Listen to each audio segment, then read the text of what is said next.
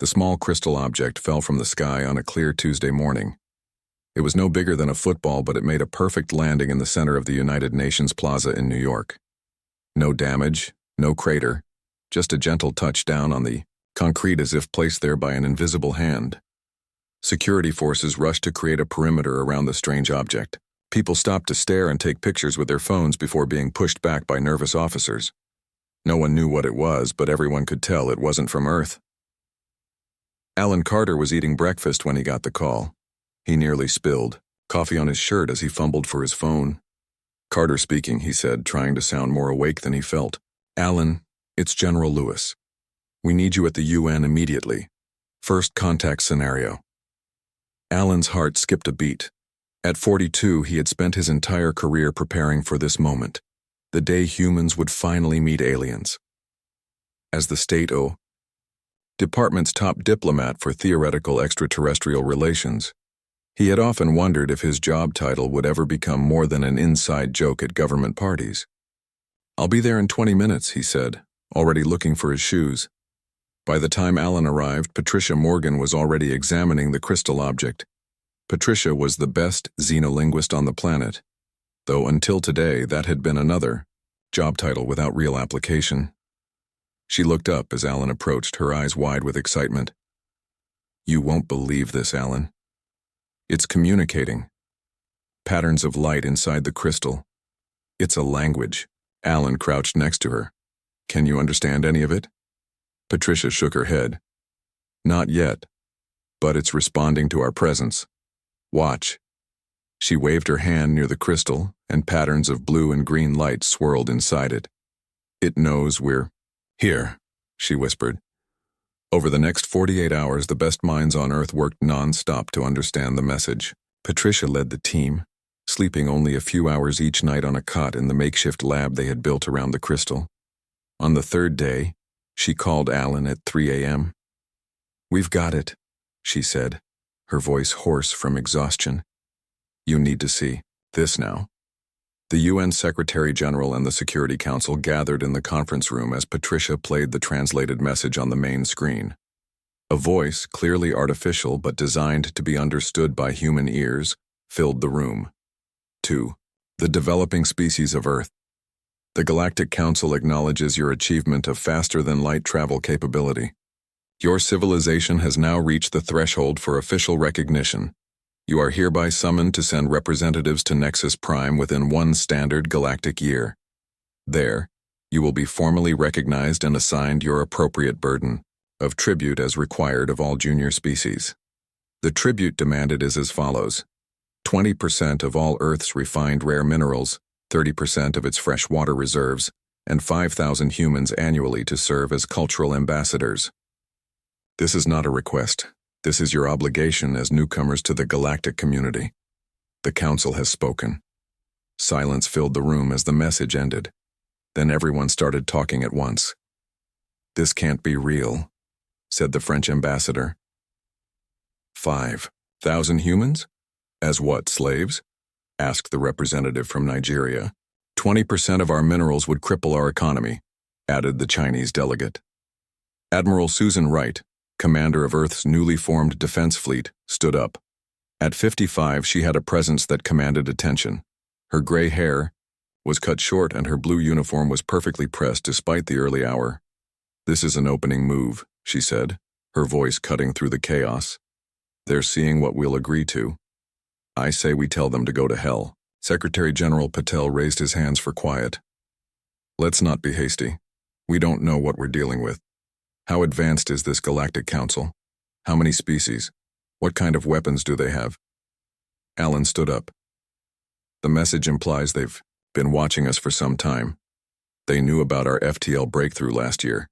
That means they've had the technology to reach us for who knows how long, but chose not to until now." "So they're more advanced," said the British representative. "Perhaps we should consider their demands." Admiral Wright slammed her hand on the table. "Consider becoming a resource farm? Consider sending our people as cultural ambassadors." Whatever that means, no. Humanity doesn't bow to bullies. The debate lasted for days. Some nations wanted to comply out of fear. Others suggested ignoring the message entirely. A few, led by Admiral Wright, pushed for military preparation. In his apartment, Alan reviewed the message for the 100th time. Something about it bothered him. The tone was commanding, but there was also something else, something almost routine, about it. He called Patricia. "Does it feel to you like they've done this before? Many times?" Patricia was quiet for a moment. "Yes. Like a form letter sent to every new civilization they encounter." "Exactly," said Alan. "And form letters can be negotiated." A compromise was finally reached. Earth would send a delegation to Nexus Prime to negotiate better terms, but secretly, the planet would prepare for the worst. Alan was selected to lead the diplomatic team, with Patricia as his second-in-command. Admiral Wright would stay behind to strengthen Earth's defenses, just in case. The day before leaving Earth, Alan stood on his balcony looking at the night sky. Somewhere out there was Nexus Prime and this galactic council that thought it could demand tribute from humanity. He thought about history, about powerful empires that demanded tribute from lesser nations. Those empires always fell eventually. "We're not going to just roll over," he whispered to the stars. "You might have been doing this for centuries, but you've never met humans before." The next morning, the Earthship Handshake left orbit, carrying humanity's first official delegation to the stars. None of them knew what waited at Nexus Prime, but all of them were determined to make Earth proud. As they accelerated to FTL, speed, Alan looked at his team. Scientists, diplomats, and 2 military advisors disguised as security. Earth was sending its best, and if the Council truly understood humans, they would be worried. The journey to Nexus Prime took 6 weeks in Earth time. The ship Handshake was the fastest vessel humans had built, but it was still painfully slow compared to what waited for them at their destination. Alan Carter spent most days studying alien cultural reports that Patricia had compiled from the Crystal Messenger. The Galactic Council consisted of 23 species that had achieved faster-than-light travel. The oldest members had been spacefaring for over 12,000 years. Humans, with their mere decade of FTL capability, were infants by comparison. "We need to understand who we're dealing with," Alan told his team during their daily briefing. "The 3 dominant council species are the Virul, Nexar, and Thraxi. They've been in power for millennia." Dr. Olivia Blackwell, the team's quantum physicist, looked up from her tablet. "Do we know anything about their technology level?" Patricia Morgan shook her head. "Very little. The messenger contained basic information about council history and protocol, but almost nothing about their tech." Colonel Laura Reeves, their military advisor officially listed as security personnel, frowned. "That's deliberate. They don't want us to know what we're up against." The Handshake arrived at Nexus Prime on a day that the locals called Gathering Tide. The planet was mostly ocean with scattered islands connected by gleaming bridges that seemed to float above the water. The capital city took up the largest island, its buildings tall and slender like giant white fingers reaching for the stars. A small escort of council ships guided them to a landing pad far from the city center. No welcome party waited for them. Instead, a single alien with blue-gray skin and 4 arms approached once they had landed. "I am Assistant Facilitator Grimm," the alien said in surprisingly good English. "I will show you to your accommodations." Alan stepped forward. "We are honored to represent Earth at the Galactic Council. We look forward to establishing diplomatic relations." Grimm blinked 3 sets of eyelids. "Yes. Follow me." Their accommodations turned out to be a small building on the outskirts of the city. The rooms were bare and the air system seemed calibrated for beings that needed less oxygen than humans. "The council will summon you when ready," Grimm said before leaving them alone. Stephen Hernandez, their cultural attaché, looked around the sparse room. Not exactly the red carpet treatment. "They're establishing dominance," Colonel Reeves said, quietly. "Showing us we're at the bottom of the pecking order." Days passed with no word from the council. The humans were confined to their building and a small garden area outside. They were given food that was technically edible for humans, but bland and textureless. On the 10th day, Dr. Blackwell asked permission to study some of the public technology around their quarters. After much bureaucratic delay, she was allowed to examine the building's energy systems with monitoring devices. That night, she gathered the team in Alan's room, speaking in whispers. "Their tech is advanced, but it's static," she said. "I've compared what I could see with our historical records of their ships from first contact. In 50 years, they've made almost no changes to basic systems." Daniel Freeman, their xenoanthropologist, nodded thoughtfully. "That fits with what I've observed in their architectural styles. Some buildings here are thousands of years old, but they follow the same design principles as new construction. There's refinement but little innovation." A full month passed before they were finally summoned to appear before the High Council. Their transport took them to the center of the capital, where a massive dome structure dominated the skyline. Inside the council chamber was a vast amphitheater with raised platforms for each of the 23 member species. The human delegation stood on the lowest level, looking up at the assembled aliens. High Counselor Zextral of the Vrul species spoke first. His voice was deep and resonated through the chamber. "Earth delegation, you have been granted the privilege of addressing the council regarding your species' entry into the galactic community." Alan stepped forward. "Honorable council members, we come seeking friendship and cooperation. Earth is eager to join the galactic community as partners in progress. However, the tribute demands sent to our world would cause significant hardship. For our people, we propose alternative arrangements that would benefit both Earth and the council." A ripple of what sounded like laughter moved through the chamber. Zextral's facial tentacles twitched in what Patricia had identified as amusement or disdain. "You misunderstand your position," Zextral said. "You are not here to negotiate. You are here to be informed of your obligations. All junior species provide tribute. This is the way of the council for 12,000 years. Alan tried again. "With respect, Earth would be more valuable as a trading partner than a tribute provider.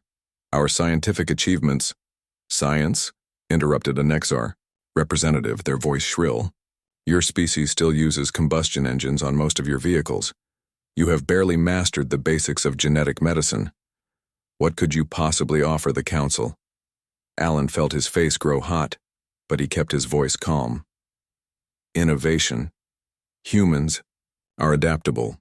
We solve problems in unique ways. What you call innovation, we call chaos," Zextral said. "The tribute system maintains order. Your species will adapt to our ways, not the other way around."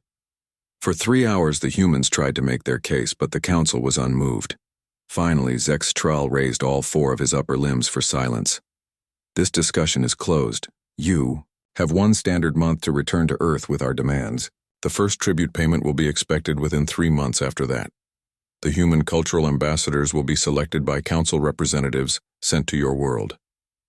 As they were escorted from the chamber, Colonel Reeves whispered to Alan, "They're not even trying to hide it. Those cultural ambassadors are going to be slaves." That night, as the team discussed their failure, a soft knock came at their door. Daniel opened it to find a small alien with green-spotted skin looking nervously over its shoulder. "I am Clib of the Solari," the alien whispered. "I must speak with you, but not here. It isn't safe." Colonel Reeves followed the alien to what appeared to be a maintenance tunnel beneath their building. "Many junior species watch your delegation with great interest," Clib said. "The council has ruled through fear for too long. Their power is not what they claim." "What do you mean?" Reeves asked. "The council hasn't fought a real war in 3,000 years. Their military is mostly automated. Old systems that run the same protocols for millennia. They rely on their reputation and the belief that they cannot be challenged." "Why tell us this?" Clib's spotted skin pulsed with color. "Because in all their history, no new species has ever questioned the tribute. Until now, there are 12 species who would stand with humans if you resist." Back on the handshake, as they prepared to leave Nexus Prime, Alan gathered his team. "We're bringing more than bad news back to Earth," he said. "We're bringing hope. The council isn't as powerful as they want us to believe, and we're not alone in questioning their authority." As their ship broke orbit, Dr. Blackwell looked back at the gleaming planet below. "They've grown complacent," she said. That's going to be their downfall. The handshake returned to Earth on a rainy April morning. News of their arrival spread quickly, and crowds gathered outside the United Nations building in New York where the delegation would make their report. People held signs that read "No Tribute" and "Earth Stands Free." No one knew exactly what had happened on Nexus Prime, but rumors had leaked that the news wasn't good. Inside the UN chamber, Alan Carter stood before the Security Council and the Secretary General.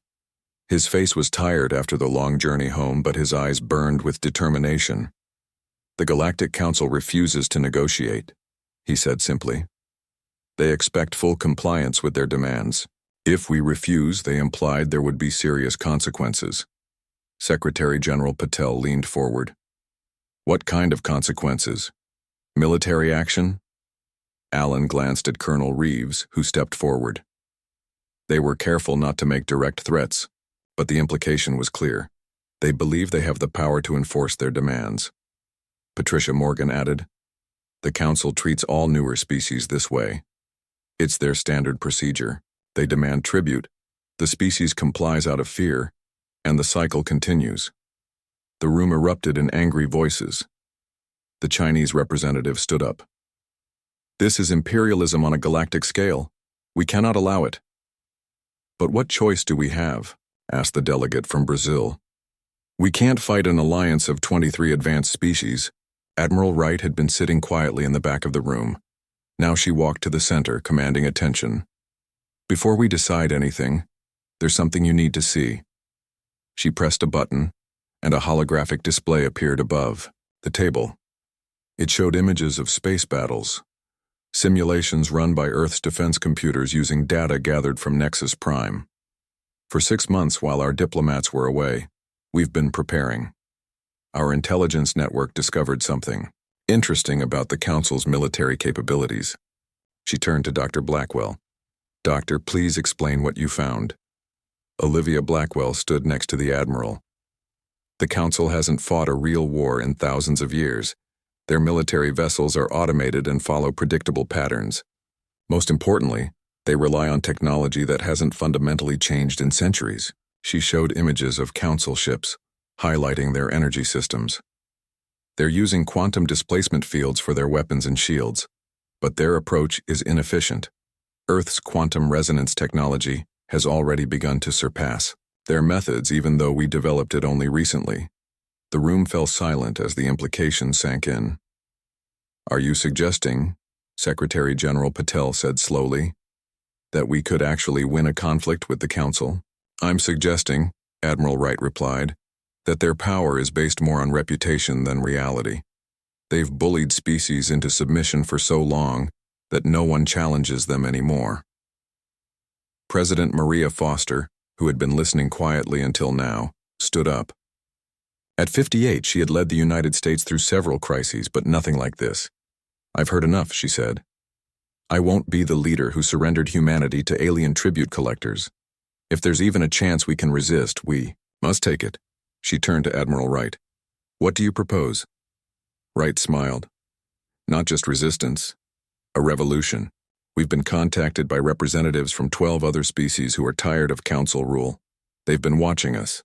Our refusal to simply accept the Council's demands has given them hope." Over the next few days, Earth's leaders met in emergency sessions. The plan that emerged was bold, perhaps crazy. Earth would not only reject the Council's demands but would also reach out to other subjugated species to form an alliance.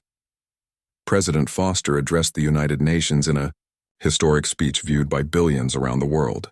"Earth does not bow to bullies whether they come from our own planet or from the stars," she declared.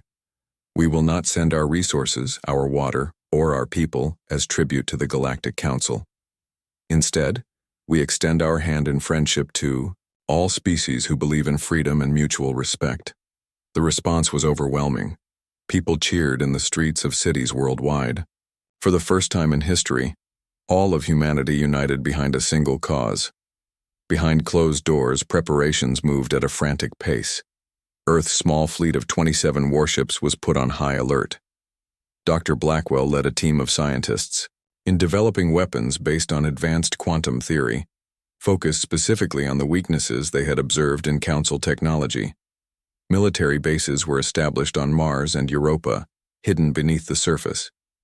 These would serve as fallback positions if Earth itself came under attack. But the most daring part of the plan involved Admiral Susan Wright herself. She would personally deliver Earth's response to the Council aboard Earth's newest vessel, the EDV Defiance. The night before her departure, Wright met with Alan Carter in her office overlooking the Pacific Ocean.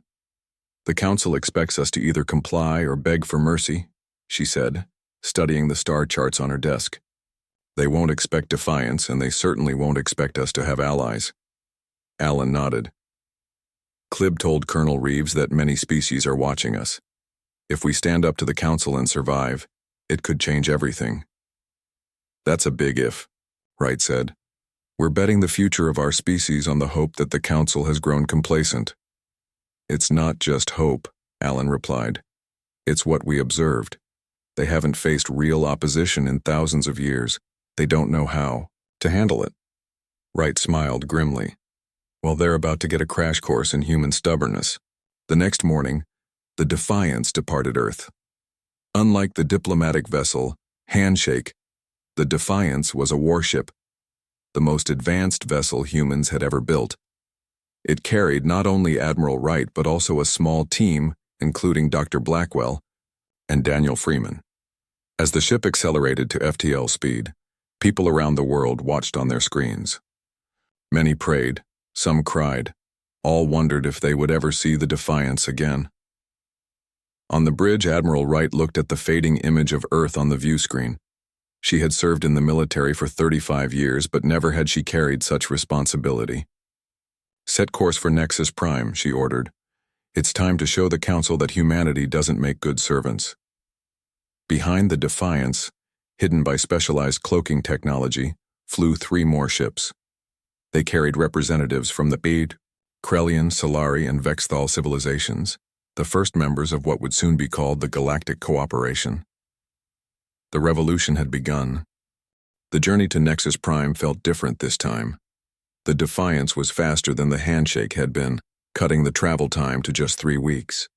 But it wasn't just the speed that made the difference. It was the purpose. Admiral Susan Wright stood on the bridge, watching the stars blur past on the main screen. Unlike the diplomatic mission, her ship carried weapons, the most advanced Earth had ever built. She hoped they wouldn't need them. "Status report," she ordered. Her first officer, Commander Joe Nelson, looked up from his console. "All systems normal, Admiral. Our allies are maintaining position behind us, still undetected by any Council scans." Dr. Olivia Blackwell entered the bridge, her tablet filled with equations and diagrams. "The quantum resonance shield is stable. If my calculations are correct, it should completely neutralize their primary weapons." "If your calculations are correct," Wright said with a small smile. "That's a pretty big if to bet the future of humanity on." Blackwell smiled back. "That's why we do science, Admiral, to turn ifs into certainties." The Defiance arrived at Nexus Prime without warning. While the Handshake had followed proper Council protocols requesting permission to approach, the Defiance simply appeared in orbit above the capital city. Council defense systems immediately went on alert, and 3 patrol ships moved to intercept. "We're being hailed," reported the communications officer.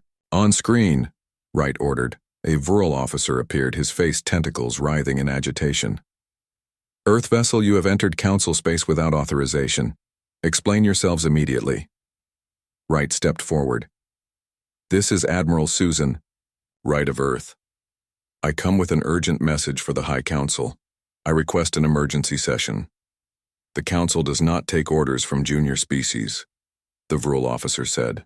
"You will be escorted to a holding position until the Council decides whether to acknowledge your presence." Wright's expression didn't change. "I understand protocol is important to the Council, but I recommend making an exception in this case. My message concerns the tribute demand and affects the stability of Council authority throughout the galaxy." The mention of their authority caught the Vril's attention. After a brief pause, the officer disappeared from the screen to consult with his superiors. 20 minutes later, The Defiance was granted permission to send a small shuttle to the surface. Wright selected her team carefully. Herself, Dr. Blackwell, Daniel Freeman, and 2 security officers. They would be enough. The council chamber was just as imposing as Alan had described it. The representatives of 23 species looked down from their elevated platforms at the 5 humans standing in the center of the floor. Unlike the diplomatic delegation, Wright and her team wore Earth Defense Fleet uniforms, their posture military and confident. High Counselor Zexatral seemed annoyed by their presence. Admiral Wright of Earth, the Council acknowledges your unscheduled appearance. State your business quickly. Wright stepped forward. High Counselor, distinguished members of the Council, I come with Earth's response to your tribute demand. Andy activated a small device in her hand, projecting a holographic document into the air. Earth respectfully declines membership under the proposed terms. A wave of murmurs swept through the chamber. Many council members looked shocked. Some looked angry. A few looked afraid. You decline? Zextral's voice was dangerously quiet. Perhaps you misunderstand. This is not an invitation that can be rejected. The council has ruled for 12,000 years. All species provide tribute. This is the way of things. Wright nodded. We understand your position. That's why we've come with an alternative proposal. She gestured, and the hologram changed to show a different document. Earth offers instead a mutual defense and trade agreement that would benefit both parties. We believe partnership is more productive than servitude. Zexatral's facial tentacles went rigid with fury. Your arrogance is without limit. You think you can dictate terms to the council? We can reduce your world to ash for this insolence. Wright remained calm. I expected that response. That's why I should inform you that while your last delegation visited Earth, we established contact with 12 other species who have pledged support to our cause. She gestured to Dr. Blackwell, who pressed a button on her wrist device. On the main view screen of the council chamber, images appeared showing ships dropping out of FTL travel near Nexus Prime, ships that weren't human in design. The Krellian, Solari, and Vexthal civilizations stand with Earth, Wright announced. And there are others who haven't revealed themselves yet. The council chamber erupted in chaos. The Thraxi representative rose to his full height, towering over the others. This is rebellion. This is unprecedented. Actually, Daniel Freeman said, stepping forward, it's not unprecedented. According to our studies of galactic history, there have been 3 previous attempts at organized resistance to council authority. All failed because they lacked proper coordination and technological leverage. Wright nodded. Which brings me to our final point. She turned to Dr. Blackwell. Doctor, the demonstration, please. Blackwell activated a small device she carried. Immediately, the lights in the council chamber flickered. The holographic displays that surrounded the room shut down. Even the automated defense drones that hovered near the ceiling fell silent and dropped to the floor. What is this? Demanded Zexastral, rising from his seat. What have you done? A quantum field pulse, Blackwell explained. Completely harmless to living beings, but it temporarily disrupts your specific type of technology. Your systems will reset in approximately 3 minutes. She looked up at the council members. This wasn't achieved through superior intelligence, but through human traits you dismissed. Innovation born from struggle, cooperation across differences, and unwillingness to accept arbitrary limitations. Wright stepped forward again. The council has grown complacent. You've relied on the same technology, the same tactics, and the same intimidation for thousands of years. Meanwhile, younger species have continued to evolve and adapt. As the lights began to come back on, Wright delivered her final message. We leave you with a choice. Recognize the newly formed galactic cooperation as equals or face the consequences of your fading power. The tribute system ends today, one way or another. Without waiting for a response, the Earth team turned and walked out of the chamber. No one tried to stop them. Back on the Defiance, Wright received communications from their allies. The representatives of the Krellian, Solari, and Vexathal were ecstatic. For the first time in living memory, someone had stood up to the council and walked away unharmed. But Wright knew it wasn't over. The Council won't accept this challenge to their authority, she told her crew. They'll send their enforcement fleet to Earth. They'll try to make an example of us. Commander Nelson looked worried. Can we get back in time to help with the defense? Wright smiled. We're not going back yet. Earth is well prepared, and I think the Council needs to understand exactly what they're up against. She turned to look at the image of Nexus Prime on the view screen. The real battle for the galaxy's future is just beginning. The Council did not wait long to respond. Within days of Admiral Wright's departure from Nexus Prime, the Council dispatched their enforcement fleet toward Earth. 300 ships strong, it was the largest military force the Council had assembled in over 1,000 years. High Counselor Zexitral himself commanded the flagship, a massive vessel called Eternal Authority. As they prepared to depart, he addressed the ship captains through a galaxy-wide broadcast. The humans have sown seeds of rebellion. We will make an example of them that will be remembered for 1,000 generations. His facial tentacles trembled with rage. No species defies the Council and survives. Back on Earth, preparations for defense moved at full speed. The 27 warships of Earth's fleet took up strategic positions around the solar system. Military bases on Mars and Europa activated their defense systems. But Earth's true strength lay in the innovations that Dr. Blackwell and her team had developed. President Foster addressed the United Nations one last time before the battle began. For all of human history, we have fought each other. Today, we stand united against a threat from beyond the stars. Whatever happens next, we face it together. Alan Carter watched the speech from the command center beneath Geneva. Next to him, Patricia Morgan worked with a team of communications experts to coordinate with their alien allies. Messages coming in from the Krellian and Solari ships, she reported. They're in position and ready to assist. And the Vexthal? Alan asked. Patricia smiled. Already deploying their stealth probes around Neptune. The Council won't see them until it's too late. The Council fleet arrived at the edge of the solar system 2 days later. They moved with confidence, following battle plans that had been used successfully for millennia. Their ships formed a perfect attack formation, their weapons charged to full power. From her position on board the Defiance, which had secretly returned to Earth ahead of the Council fleet, Admiral Wright studied the enemy vessels on her tactical display. They're using a standard approach vector, she observed.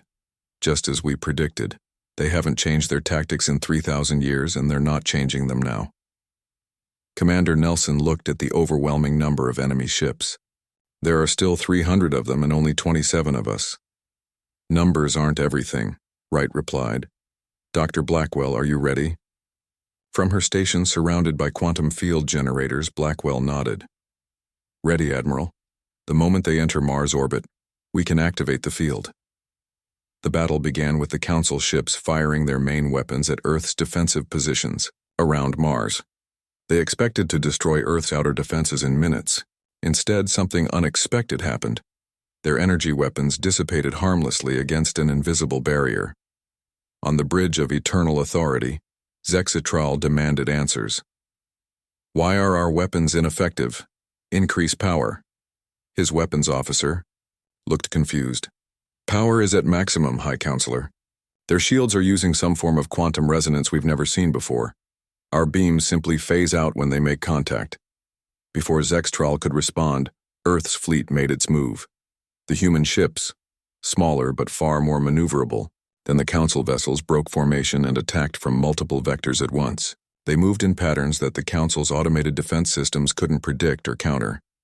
Throughout the solar system, the battle raged. The Council ships, faced with unexpected resistance, fell back on their standard tactics. But those tactics had been studied and countered by Earth's military strategists. On Earth, people watched the battle through live feeds from military satellites. They saw humanity's smaller fleet darting between the massive Council ships, hitting vulnerable points and then moving away before the larger vessels could respond. Then, just as the Council fleet began to adjust its tactics, new ships appeared from behind Jupiter's moons. The Krellian and Solari vessels joined the fight, attacking the Council ships from behind. Zextral was furious. This is impossible. Junior species do not form alliances against the Council. They do not coordinate attacks. His tactical officer looked up from his console, fear in his eyes. High Counselor, we're detecting more ships. The Vexthal have decloaked near Neptune, and there are others. Species we didn't know were involved. The Council fleet, designed to intimidate through size and firepower, was not prepared for this kind of warfare. Their ships were powerful but slow to adapt. Their crews, used to easy victories, became confused and disorganized. After 6 hours of battle, the Council had lost 60 ships without destroying a single Earth vessel. Zextral, seeing his advantage slipping away, gave the order to deploy the Council's doomsday weapon, a device capable of creating a quantum fissure that could tear apart a planet's magnetic field. Target their homeworld, he commanded.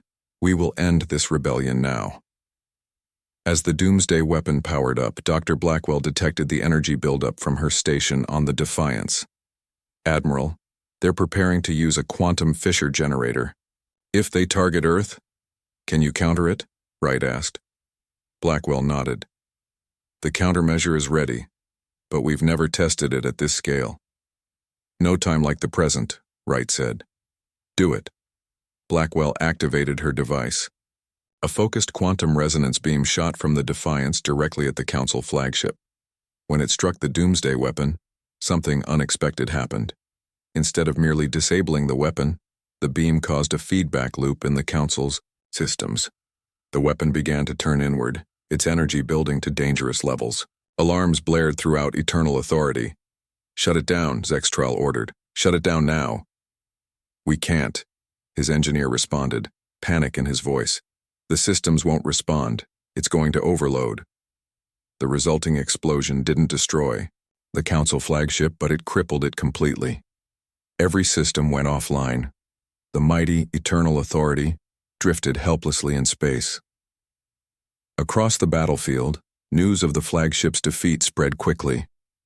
Council ships began to retreat or surrender. The battle that was supposed to crush humanity instead became the Council's greatest defeat. In the aftermath, Admiral Wright stood on the bridge of the Defiance, looking at the disabled Council flagship. On her view screen, open a channel to High Counselor Zextral, she ordered. The Vrul's face appeared on screen, his tentacles hanging limply in defeat. The battle is over, High Counselor, Wright said. Your fleet is in retreat. Your flagship is disabled. What happens next is up to you. Zextral was silent for a long moment. What do you want, human? The same thing we wanted from the beginning. Recognition of the galactic cooperation as equals. An end to the tribute system. A new way forward for all species. The next day, representatives from over 30 species gathered on the Defiance to witness something unprecedented, the formal surrender of the Galactic Council and the signing of the Cooperation Charter. As Alan Carter watched Zextral reluctantly add his mark to the document, he thought about how quickly everything had changed. In less than a year, humanity had gone from receiving their first alien message to reshaping the power structure of the galaxy. Not bad for a junior species, Patricia whispered beside him. Alan smiled. We never did make good servants. In the years that followed, the old council structure was dismantled.